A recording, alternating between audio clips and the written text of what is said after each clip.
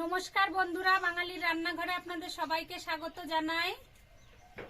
আজকে মুরগির মাংস রান্না করব, কিন্তু একটু সেই আদা, জিরে, গরম মশলা, শুকনো লঙ্কা এই মশলা দিয়েই আমরা সবসময় মুরগির মাংস রান্না করি। বন্ধুরা, আজকে আমি এই মশলা দিয়েই রান্না করব, কিন্তু মশলাগুলো একটু অন্যভাবে দেব। আপনারা ভিডিওটা প্রথম থেকে শেষ পর্যন্ত দেখতে থাকুন। এখানে আমি সমস্ত মশলাপাতি, আলু, মাংস সবকিছু নিয়ে নিয়েছি। এবার উনুনটা ধরিয়ে নেব। এবার এই সমস্ত মশলাগুলো ভেজে নেব। এখানে আছে জিরে, গরম মশলা, ধনে, শুকনো লঙ্কা, রসুন, আদা, টমেটো কুচি আর কাঁচা লঙ্কা। পেঁয়াজটা ভাজবো না।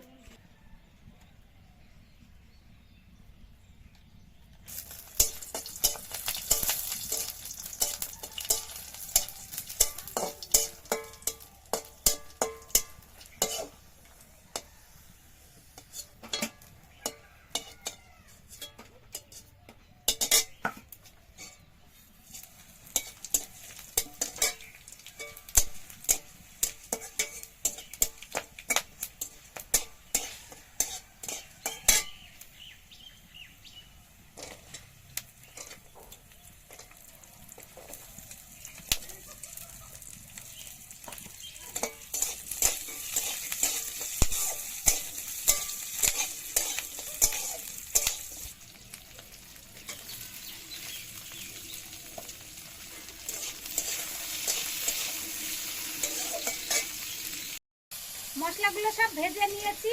এবার একবারে মিক্সারের বাটির ভিতরে তুলে দেব।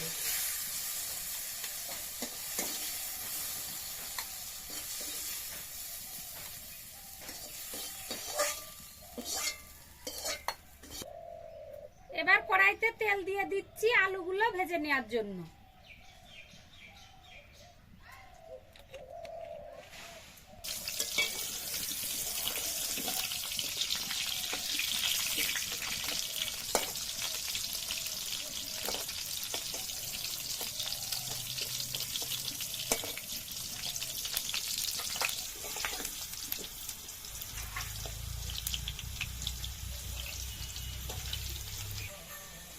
আলুগুলো ভালো লাল লাল করে ভেজে নিয়েছি, এবার তুলে নেব।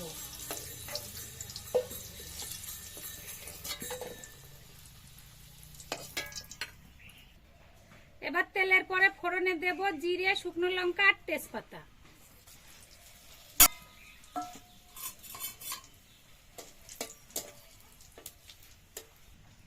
আর এখানে আমি মাংসের পরিমাণ মতন পেঁয়াজ কুচিয়ে নিয়েছি। এবার পেঁয়াজগুলোকে তেলের পরে ঢেলে দেব।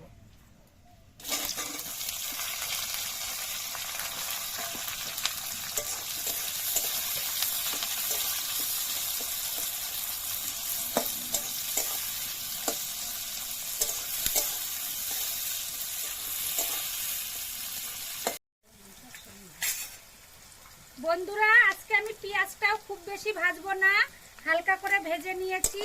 এবার এর ভিতরে দিয়ে দেব মাংস। মাংস আর পেঁয়াজটা আমি একসঙ্গে ভাজবো।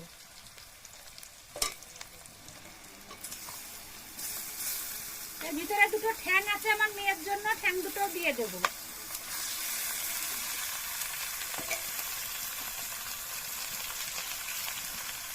দিয়ে দেবো 1 চামচ লবণ।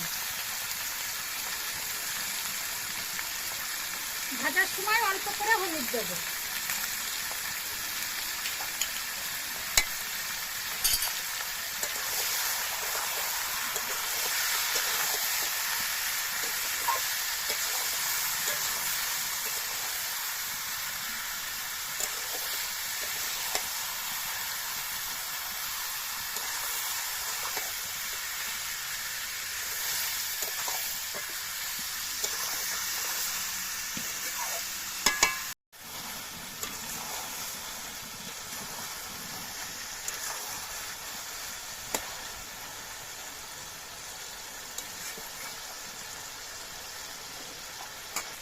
বন্ধুরা, মাংসটা 7 থেকে 8 মিনিট ভেজে নিয়েছি। এবার আলু আর মশলা দিয়ে একসঙ্গে ভালো করে কষিয়ে নেব।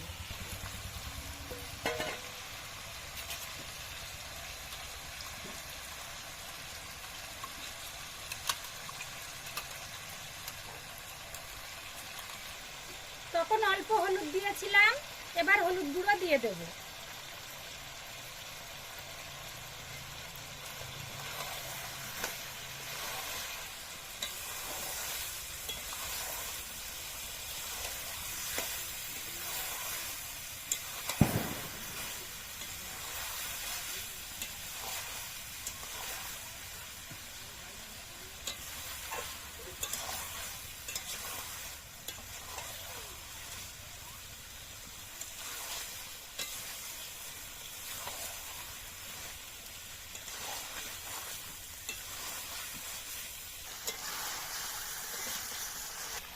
বন্ধুরা দেখুন, মশলা ভেজে নিয়ে মাংসে দিয়েছি, মাংসের কালারটা কত সুন্দর হয়েছে। এতে আমি এখনো কোনো রকম শুকনো লঙ্কার গুঁড়ো দিইনি, তাই দেখুন কত সুন্দর কালার হয়েছে মাংসে। আপনারাও এইভাবে মশলা ভেজে বাড়িতে মাংস রান্না করে একবার খাবেন, খেতে তো ভালো লাগবেই, আবার পরবর্তীতে এইভাবেই মাংস রান্না করে খেতে ইচ্ছা করবে।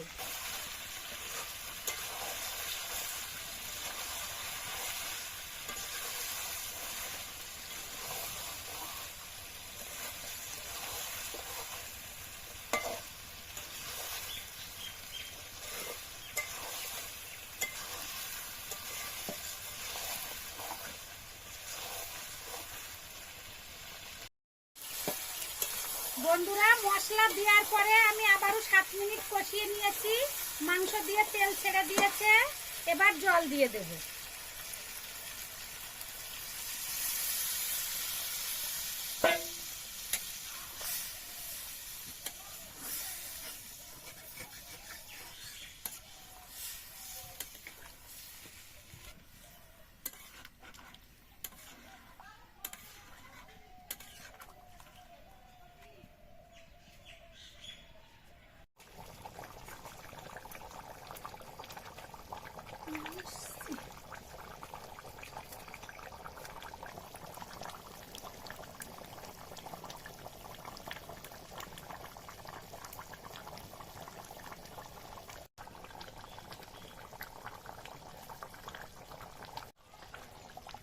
মাংস রান্না করা হয়ে গিয়েছে বন্ধুরা, এবার মাংস নামিয়ে নেব।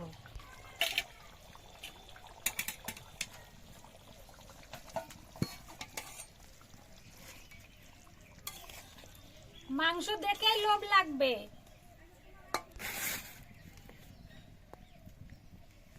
ভিডিওটা যদি আপনাদের ভালো লাগে লাইক শেয়ার কমেন্ট করবেন এবং চ্যানেলটিকে সাবস্ক্রাইব করবেন, আর ফেসবুক থেকে দেখলে ফেসবুকের পেজটিকে ফলো করবেন। ধন্যবাদ।